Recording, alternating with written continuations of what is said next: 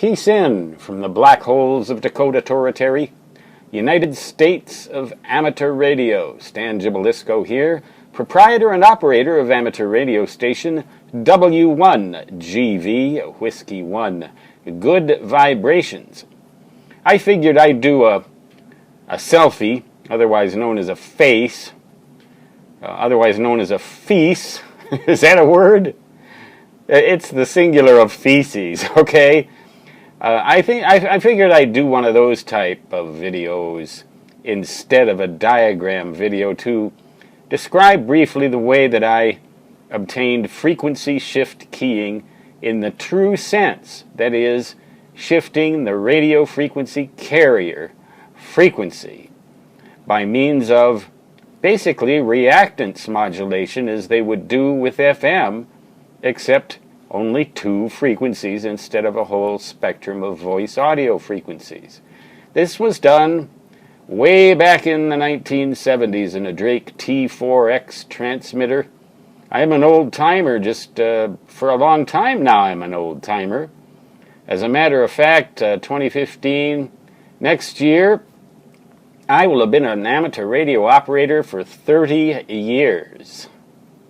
This was in Rochester, Minnesota as a general class licensee way back in the 1970s, and I saw a little tab on the VFO in the Drake T4X, and I figured that must be for making FSK. So I switched to capacitance in and out of there, and sure enough, it did make FSK, frequency shift keying for radio teletype.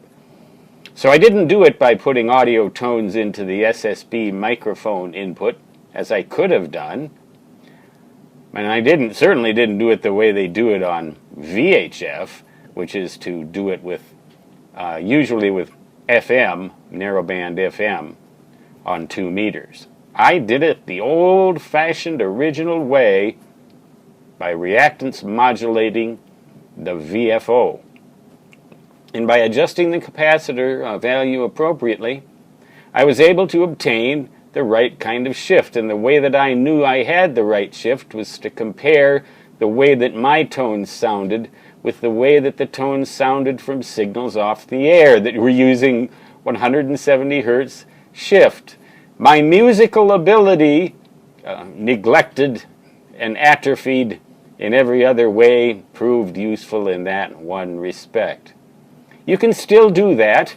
You can still, I guess now the way to do it would be to pull the frequency of the local oscillator, but it's so much easier to do it in SSB mode if you have that mode than it is to try to actually reactance modulate the oscillator. But it can be done, and I did it, and I did a lot of very strange and old-fashioned things with my radio teletype down there in the fallout shelter that we built after the Cuban Missile Crisis.